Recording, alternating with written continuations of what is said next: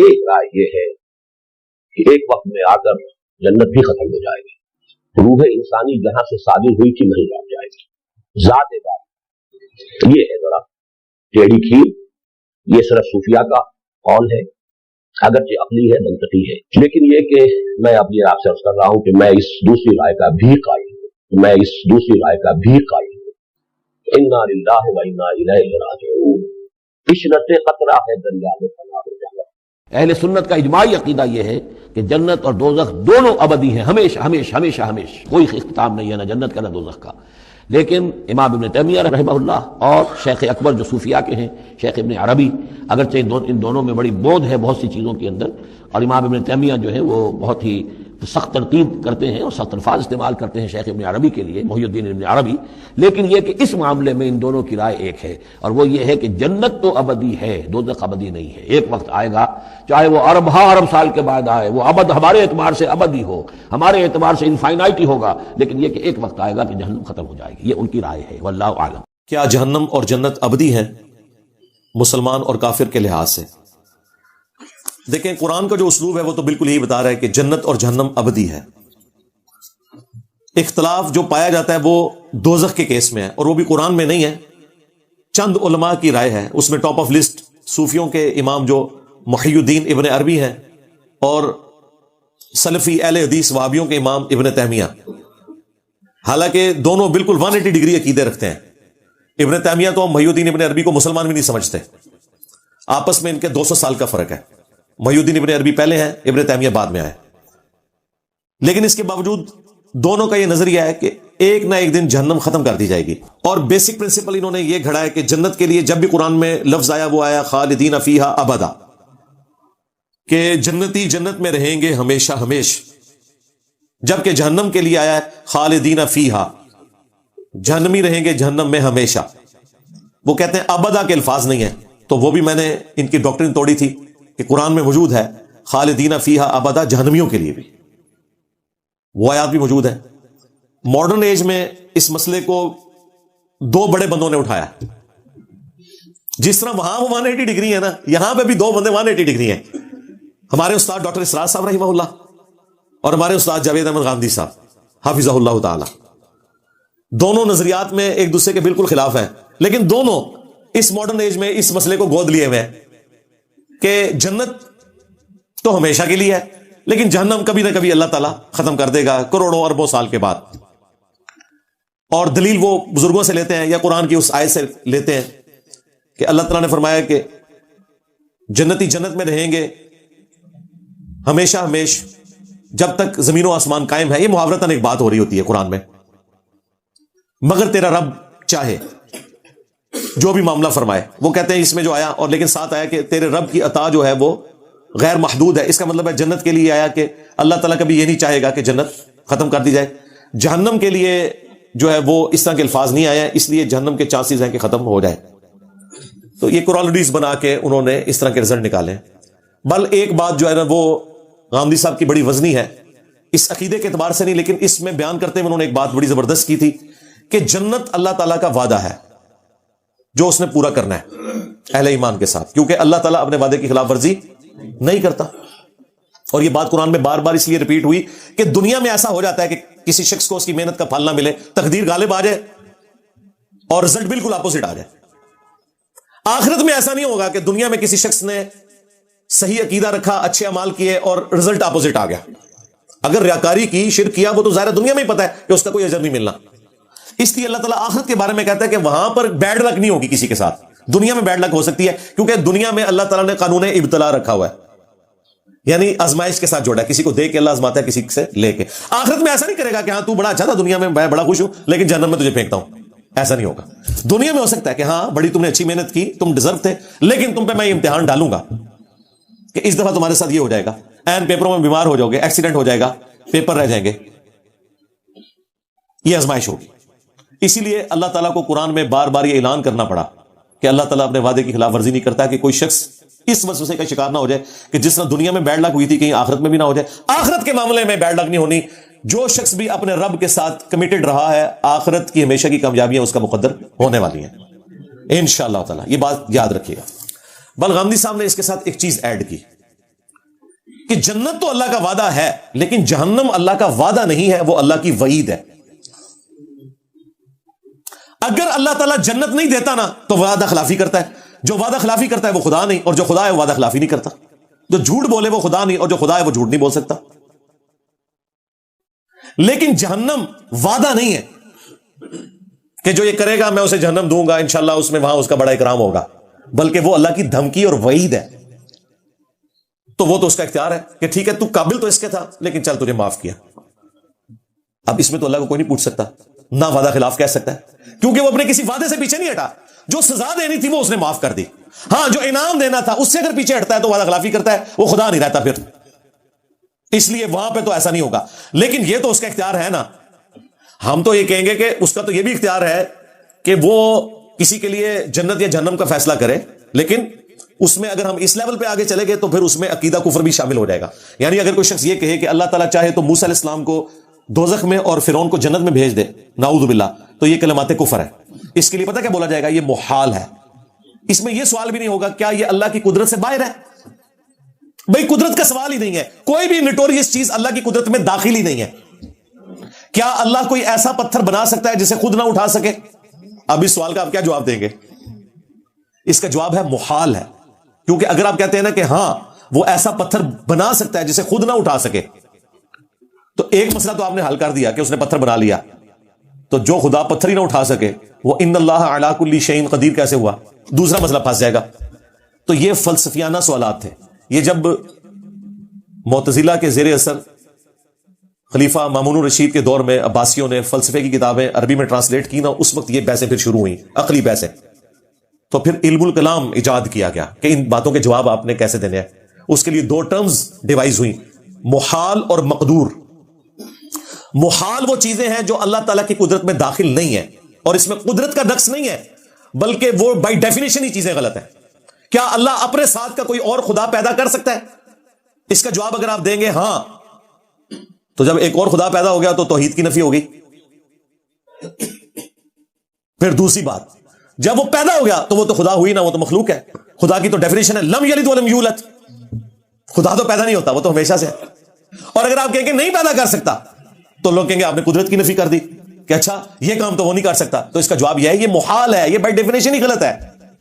اس کے اگینسٹ کچھ چیزیں ایسی ہیں جو مقدور ہیں، اگرچہ وہ اللہ نے کی نہیں ہوئی لیکن قدرت میں داخل ہے۔ مثلا کیا اللہ اس بات پر قادر ہے کہ زمین سے کوئی ایسی سیڑھی بنائے کہ ہم آسمان پہ چڑھ جائیں؟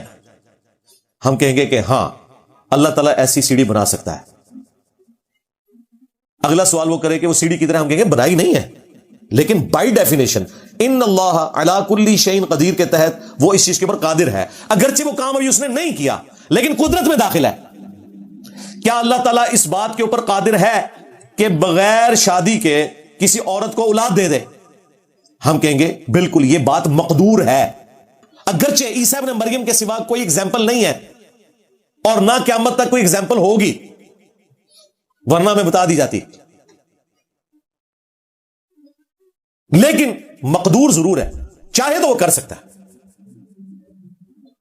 بانج عورت کو اولاد پاسبل نہیں ہے، لیکن کیا اللہ تعالیٰ دے سکتا ہے؟ ہم کہتے ہیں ہاں مقدور ضرور ہے، اس کی قدرت میں داخل ہے، لیکن ایسا کرے گا نہیں وہ، سوائے یہ کہ حضرت زکریا علیہ السلام کو یحییٰ علیہ السلام مل گئے، باقی عموماً یہ اللہ تعالیٰ کا طریقہ نہیں ہے۔ یا وہاں پہ حضرت سارہ کے لیے حضرت اسحاق پیدا ہو گئے، لیکن یہ چیز مقدور ضرور ہے، چاہے تو کر سکتا ہے، لیکن عموماً دنیا کا قانون اس کے ساتھ اللہ نے نہیں جوڑا ہوا۔ کیا اللہ تعالیٰ یہ کر سکتا ہے کہ کسی کو آگ میں پھینکا جائے اسے آگ نہ کھائے؟ ہم کہتے ہیں ایسا ہوتا نہیں ہے، لیکن یہ اس کی قدرت میں داخل ہے، ایک دفعہ اس نے کیا ہے ابراہیم علیہ السلام کے لیے۔ جنرل رول پھر بھی نہیں ہے وہ، یہ ذہن میں رکھیے گا، لیکن جنرل رول نہ ہونے کے باوجود محال نہیں ہے، مقدور ہے، اگرچہ وہ نہ کرے تب بھی مقدور ہے، یعنی قدرت میں داخل ہے کہ وہ ایسا کر سکتا ہے۔ بس یہ ٹوٹل جو ہے جی فلسفہ علم الکلام یہ ہے جو میں نے آپ کو بیان کر دیا، جو یہ کئی سال بیچارے پڑھتے رہتے ہیں، پھر بھی آپ ان سے جا کے آج بھی اپنے ویسے چیک کرنے سے اپنے مفتیوں پوچھنا محال اور مقدور کیا ہوتے ہیں، یہ لفظ بھی کہیں مفتیوں نہیں پتا ہوتے۔ وہ جو تخصص فی التفسیر، تخصص فی الفقہ، اس میں جو کوئی تخصص کو زیادہ کر جائے نا اس کو پتا ہوتا ہے، عام جو درس نظامی ہے نا اس میں یہ بحثیں نہیں پڑھائی جاتی، لیکن یہ ایسی بحثیں ہیں کہ جو کسی زمانے میں مسلمانوں کی ضرورت رہی ہے، کیونکہ اس وقت فلسفی مد مقابل آ گئے تھے تو ان کو سیٹسفائی کرنا تھا. پھر اس میں پھر غلوب بھی ہوا, اللہ تعالیٰ کی صفات کے بارے میں, ذات کے بارے میں, اسماء و صفات کے مسئلے نکلے. یہ جو آپ کو اہل حدیث اٹھاتے ہیں وہ یہ جامعہ ہے جی, یہ مجسمہ ہے. استواء علی العرش کا کیا مسئلہ ہے کہ اللہ تعالیٰ عرش کے اوپر بیٹھا ہوا ہے, عرش کی اور اللہ کی کیا نسبت ہے. اب یہ وہ ٹیکنیکل بحثیں ہیں جن کا جواب صرف ایک ہے, لیس کمثلہ شیء وہو السمیع البصیر. اللہ کی مثل ہو ہی کوئی نہیں سکتا, وہی سننے والا دیکھنے والا ہے. جب اس کی مثال بیان ہی نہیں ہو سکتی, لہٰذا یہ کوئی نہیں کہہ سکتا کہ اللہ اپنے عرش پہ ویسے ہے جیسے میں اپنی کرسی پہ ہوں. مثال آپ بیان نہیں نہ کر سکتے کیونکہ میں تو مخلوق ہوں. مخلوق کی تو مثال ہو سکتی ہے, خالق کی مثال نہیں. قرآن میں ہے اللہ کی پنڈلی, اب اس سے کیا مراد ہے؟ وہ اللہ کے ساتھ خاص ہے. اللہ کی کرسی, اس سے کیا مراد ہے؟ وہ اللہ کے ساتھ خاص ہے. اللہ کی آنکھیں, اللہ کے ہاتھ, کیا ہم اس طرح مثال بیان کر سکتے ہیں؟ نعوذ باللہ نہیں. تو قرآن میں کیوں آیا, بخاری مسلم میں کیوں آیا؟ بھائی اس لیے آیا کہ انسان کو سمجھانے کے لیے ریزیمبلنس والی بات کرنی پڑتی ہے, اور اسی کو کہا جاتا ہے عربی زبان میں متشابہات. ریزیمبلنس والی چیزیں, ملتی جلتی چیزیں. جس طرح حوروں کے تصور کے لیے دنیا میں اللہ تعالیٰ نے عورت کی آزمائش رکھ دی, جنت کے پھلوں کے تصور کے لیے دنیا میں پھل رکھ دیے. لیکن اگر کوئی شخص یہ کہے کہ وہ جو جنت کے پھل ہیں وہ ویسے ہوں گے جس طرح ہمارے یہ والے پھل ہوتے ہیں, نہیں, جنت کی تو مثال بیان ہی نہیں کی جا سکتی, صرف اس لیے کہ یہاں پہ آپ کو ایک دھندلا سا تصور ہے.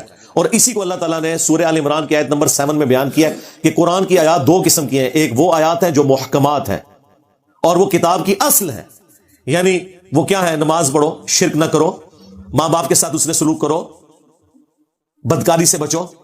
جو اللہ تعالیٰ نے حکم دیے ہیں یا جن نافرمانی کے کاموں سے روکا ہے, یہ تمام ہے محکمات, اللہ کی طرف سے حکم.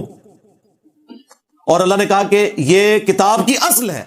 اور ساتھ ہی فرمایا دوسری ہے متشابہات, جن پہ صرف تم نے ایمان لے کے آنا ہے. ان کی تفصیلات اللہ کے ساتھ خاص ہیں. اور اہل علم بھی یہی کہتے ہیں کہ یہ سب کچھ ہمارے رب کی طرف سے, ہم سب پہ ایمان لاتے ہیں, اور ان کی جو معاملات ہیں ان کی تفصیلات اللہ کے سپرد ہم کرتے ہیں. لیکن ساتھ یہ ہے کہ جن لوگوں کے دلوں میں ٹیڑھ پن ہے وہ متشابہات کے پیچھے پڑ جاتے ہیں. حالانکہ متشابہات کا علم تو اللہ تعالیٰ کے ساتھ ہے, لیکن جو علم میں راسخ لوگ ہیں وہ کہتے ہیں یہ سب کا سب ہمارے رب کی طرف سے ہے, ہم اس پہ ایمان لاتے ہیں. ہم بس اتنا ہی کہیں گے کہ ربنا لا تزغ قلوبنا بعد اذ ہدیتنا وہب لنا من لدنک رحمہ انک انت الوہاب. اے رب ہمارے دلوں کو ٹیڑھا نہ کرنا بعد اس کے کہ تو نے ہمیں ہدایت عطا فرمائی, اور ہمیں اپنے پاس سے رحمت عطا فرما, اے عطا فرمانے والے, آمین. اور بخاری مسلم میں الفاظ ہیں, تم دیکھو کہ جو شخص متشابہات کے پیچھے پڑا ہے تو سمجھ لو یہ وہی شخص ہے کہ جس کے دل کے ٹیڑھا ہونے کا ذکر اللہ نے اپنی کتاب میں کر دیا. اور یہاں متشابہات کے پیچھے لوگ پڑے ہوئے ہیں. جی شہید زندہ ہے, جی تو زندہ سے تو مانگ سکتے ہیں, جی قرآن میں لکھا ہے. قرآن میں تو نہیں لکھا ہوا شہید زندہ ہے, نہیں لکھا ہوا ہے سرکار. قرآن میں لکھا ہے شہید زندہ ہے لیکن تمہیں اس کی زندگی کا شعور نہیں, یہ لکھا ہوا ہے قرآن میں. جب شعور ہی نہیں ہے تو پھر زندہ کہاں سے ہوا؟ اس کا مطلب ہے یہ والا زندہ نہیں, وہ آخرت کی زندگی میں ہے. وہ بیسیکلی جہاد اور قتال کے لیے اللہ تعالیٰ ابھار رہا تھا کہ جو لوگ کہہ رہے ہیں نا یہ بھائی اگر جنگ میں نہ جاتے تو نہ قتل ہوتے, تو اللہ تعالیٰ فرما رہے ہیں انہوں نے تو ہمیشہ کی زندگی حاصل کر لی آخرت کی, لہٰذا جو لوگ اللہ کی راہ میں مارے جائیں انہیں مردہ نہ کہو, وہ اللہ کے حضور زندہ ہے, اللہ انہیں رزق بھی دیتا ہے. یہ مطلب نہیں کہ دنیا میں زندہ ہے, ورنہ نبی اسلام غزوہ احد کے موقع پہ جو امیر حمزہ شہید ہو گئے تھے, خیبر کے موقع پہ امیر حمزہ کو ہی بلا لیتے, قبر سے نکال کے ساتھ لے جاتے. اور اس سے بڑی پھکی یہ ہے کہ اگر شہید زندہ ہے تو شہید کی بیوی مرنے کے بعد عدت پورا ہو کے اگلا نکاح کیوں کر لیتی ہے؟ اگر وہ نکاح کر رہی ہے تو بدکار عورت ہے پھر وہ, کیونکہ اس کا خاوند تو زندہ ہے. نہیں وہ اور زندہ ہے. ہاں داڑھ تھلے آئے ہو نا میرے. اسما بنت امیس حضرت علی کے بھائی جعفر طیار کی بیوی تھی, غزوہ موتا میں شہید ہوئے, عدت پوری ہوئی تو حضرت ابوبکر نے نکاح کیا, ان سے محمد بن ابی بکر پیدا ہوئے. حضرت ابوبکر فوت ہو گئے تو اسی اسما بنت امیس کے ساتھ حضرت علی نے نکاح کیا, اور محمد بن ابی بکر کی پرورش بھی کی اور عبداللہ بن جعفر کی بھی, اپنے بھتیجے کی بھی پرورش کی. یہ دو بیٹے ایسے ہیں جو حضرت علی کے اس عورت کے پہلے خاوندوں سے, لیکن پرورش حضرت علی نے کی ہے. اور عبداللہ بن جعفر کو تو اپنی بیٹی زینب بھی دے دی جو کربلا میں ساتھ تھی امام حسین کے. ان کے دو بیٹے بھی اون اور محمد شہید ہوئے, اور زینب نے دربار یزید میں خطبہ بھی دیا. تو شہید زندہ ہے لیکن آخرت کی زندگی کے ساتھ. اس لیے یہ جو اس طرح کے جو بحثیں آتی ہیں نا, تو اس میں تھوڑی احتیاط کریں. اگلے دن ہمارے لائیو سیشن میں بھی ایک بھائی نے ڈاکٹر سرار صاحب کی کوئی پرانی ویڈیو نکال کے نا, کوئی 30-35 سال پرانی, جب وہ چاک کے ساتھ بلیک بورڈ کے اوپر پڑھا رہے تھے, وہاں سے وہ انہوں نے کہیں وہ دیکھ لی تھی, وہ نکال کے جی ہمیں بھیج دی کہ جی یہ ڈاکٹر سرار صاحب تو اس میں یہ کہہ رہے ہیں کہ جی جنت بھی ختم ہو جائے گی.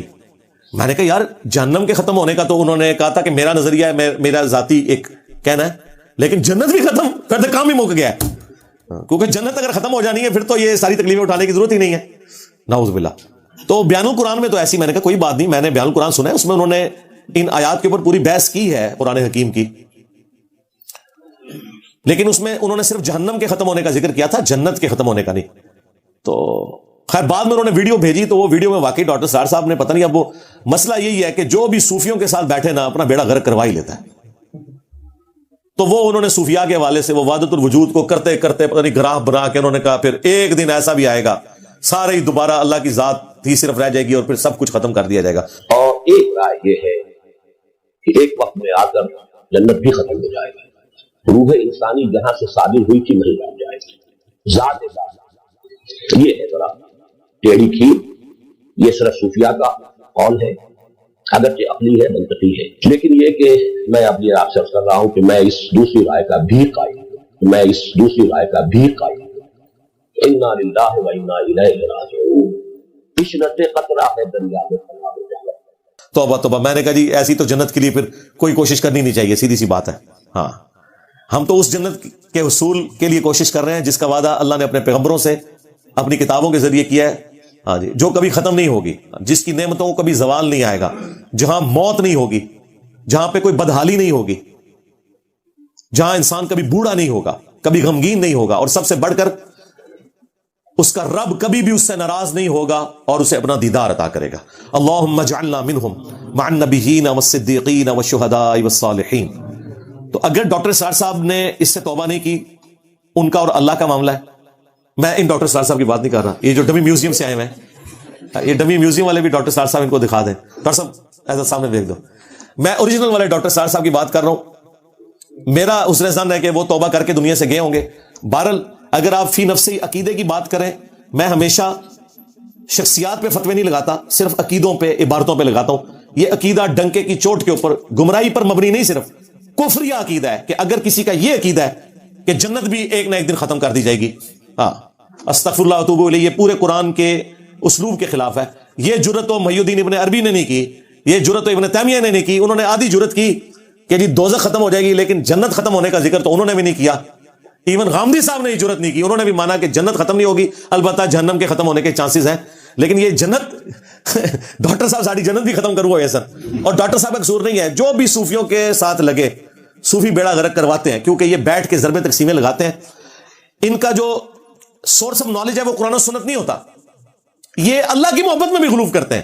یہ یاد رکھیے گا، صرف نبیوں کی محبت میں غلوف کرنا حرام، شرک یا کفر نہیں ہے، اللہ کی محبت میں غلوف کرنا بھی کفر ہے، کیونکہ پھر آپ اللہ کے ساتھ وہ صفات منسوب کر دیں گے جو اس کی ہے ہی نہیں ہے۔ مجھے بتائیں، جنہوں نے وحدت الوجود کا یہ نظریہ دیا، یہ پوری کائنات اللہ کے وجود کا حصہ ہے، تو کیا یہ اللہ کی نفرت میں انہوں نے کہا یا اللہ کی محبت میں؟ اللہ کی محبت میں۔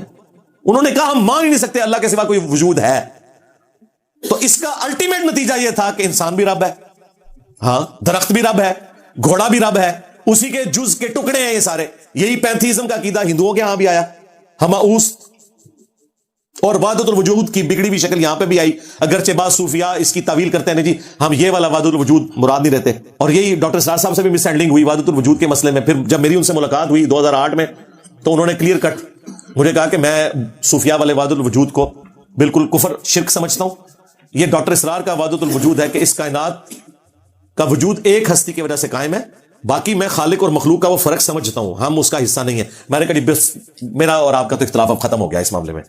انہی چیزوں پہ پھر اہل حدیثوں نے بھی ڈاکٹر اسرار صاحب کے اوپر فتوے لگائے تھے۔ بہرحال شکر ہے، مجھے تو ان کی وفات سے 2 سال پہلے جو ملاقات ہوئی، انہوں نے کہا جی یہ ایسا نہیں ہے، لیکن یہ اب اتنے سالوں کے بعد ایک اور ویڈیو سامنے آئی ہے، وہ تو خیر بہت پرانی ہے ان کی ویڈیو، وہ کوئی 80s کی ویڈیو ہے، تو ہو سکتا ہے وہ ان کی اس ایج کی ہے جب وہ لرن کر رہے تھے چیزیں، اور آہستہ آہستہ جب انہوں نے سیکھ لی تو پھر انہیں پتہ چل گیا ہوگا کہ یہ بالکل فراڈ کے اوپر مبنی ہے۔ اس لیے آپ دیکھیں، کسی بھی شخصیت کو آپ نے اتھارٹی نہیں ماننا ہے، اتھارٹی اللہ اور اس کے محبوب صلی اللہ علیہ وآلہ وسلم کی مبارک ذات ہے، بالکل یہ ذہن میں رکھیے گا۔ باقی کو بڑے سے بڑا بزرگ ہو، اسکالر ہو، عالم ہو، امام ہو، مجتہد ہو، ایون کوئی صحابی بھی ہو، وہ اس کی ذاتی رائے ہو سکتی ہے کسی معاملے میں۔ اب یہاں پہ بھی میں کئی ایک مثالیں دے سکتا ہوں بڑوں سے بھی، لیکن فائنل اتھارٹی قرآن و سنت کو آپ نے ماننا ہے، بالکل یہ کلیئر کٹ ہے۔ یہ چونکہ آپ کا سوال آیا تھا، لہذا میرے پہ کیفیت طاری ہوئی تو میں نے یہ سارا کا سارا اس میں بیان کر دیا کہ قرآن و سنت کے نظریے میں تو نہ جہنم نے ختم ہونا ہے نہ جنت نے ختم ہونا ہے. باقی اللہ کے معاملات ہیں. جہنم یعنی دوزخ وہ اس کی وعید ہے, وہ چاہے تو ختم بھی کر دے, اس سے اس کی صفت عدل چیلنج نہیں ہوگی. لیکن اگر وہ جنت کو ختم کرتا ہے پھر صفت عدل بھی چیلنج ہو گئی, پھر اس کی وعدہ خلافی والا معاملہ بھی ہو گیا, پھر تو قرآن کتابوں کا مقدمہ یہ سارے کا سارا ختم ہو گیا. سیدھی سی بات ہے. تو ایسا عقیدہ تو بالکل رکھنا کفر کے اوپر مبنی ہے, گمراہی نہیں ہے یہ جناب, کفر کے اوپر مبنی ہے. یہ ذہن میں رکھیے گا, گمراہی بہت چھوٹا ورڈ ہے, ایٹ لیسٹ کفر ہے اور قرآن کے خلاف ہے. باقی یہ جو بعض لوگ سوال پوچھتے ہیں کہ یہ کیسے ہو سکتا ہے کہ 60 سال کے شرک کی سزا ہمیشہ کی جہنم ہو. جی ہونا چاہیے. یہ 60 سال کے عوض نہیں ہے سزا, اس جرم کی انٹینسٹی کے عوض ہے. شرک اتنا بڑا جرم ہے کہ اگر بغیر توبہ کیے بندہ مر جائے اور وہ جرم اس نے ایک دن کے لیے بھی کیا ہے, اس کی سزا ہمیشہ کی جہنم ہی بنتی ہے, کیونکہ جرم بہت بڑا ہے. باقی یہ جو ہم سوچتے ہیں نا کہ کہیں ظلم تو نہیں لازم آ رہا, اللہ کی صفت عدل تو چیلنج نہیں ہو رہی, یہ اللہ کو پتا ہے کہ اس شخص کو اللہ نے کیا حالات و واقعات دیے تھے اور وہ مکاری کرتا رہا, اس نے حق قبول نہیں کیا. یہ ذہن میں رکھیے گا. بعض اوقات لوگ کہہ رہے ہوتے ہیں اتنے بڑے بڑے علماء نے سمجھ آ رہی ہوتی ہے. کتنے پولیٹیشینز ہیں جب اپنی جماعتیں چھوڑتے ہیں تو بعد میں بالکل 180 ڈگری باتیں کر رہے ہوتے ہیں, اس کا مطلب ہے انہیں سمجھ آ رہی ہوتی ہے. آج دیکھیں وہ سارے صحافی جو اس زمانے میں یہ کہا کرتے تھے کہ جی اس زمانے میں 2018 میں ہم لوگ الیکشن جیت کے آئے ہیں, آج وہ بھی مان رہے ہیں نہیں جی اس وقت اسٹیبلشمنٹ نے ہمیں جتایا تھا, اب اسٹیبلشمنٹ دوسری پارٹی کو جتا رہی ہے. لو جی اجماع امت ہو گیا جی, ہو گیا نا. اس وقت نہیں تھے مانتے, مان گئے نا اب. تو وقت کے ساتھ انسان مان جاتا ہے ان چیزوں کو.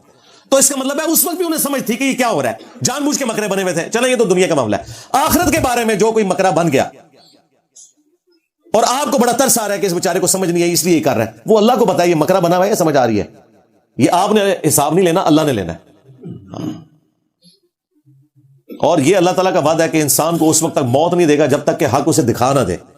ذہن میں رکھیے گا, یہ اللہ نے اپنے ذمہ کرم پہ لیا ہے. اس کے لیے ضروری نہیں کہ 100 سال کی زندگی ہو, کسی کو 20 سال میں بھی وہ حق دکھایا جا سکتا ہے جو دوسرے کو 60ویں سال میں جا کے دکھایا جائے. وہ 60 سال تک زندہ رہے گا وہ حق دیکھنے کے لیے. یہ اللہ نے اپنے ذمہ لیا ہوا ہے کہ میں نے حق دکھانا ہے, لہذا ترس نہ کھائیں اس حوالے سے. اور اس کے لیے آپ دین کو بدل دیں کہ یہ کیسے ہو سکتا ہے, نہیں. اس کی بجائے دعوت و تبلیغ کا کام کریں, لوگوں کو سچائی بتائیں تاکہ وہ ہمیشہ کی جنتوں کو حاصل کر سکیں اور اللہ تعالیٰ کے غضب کے مقام جہنم سے خلاصی پا سکیں. اللہم اجرنا من النار, اللہم انا نسألک جنت الفردوس مع النبیین والصدیقین والشہداء والصالحین, آمین.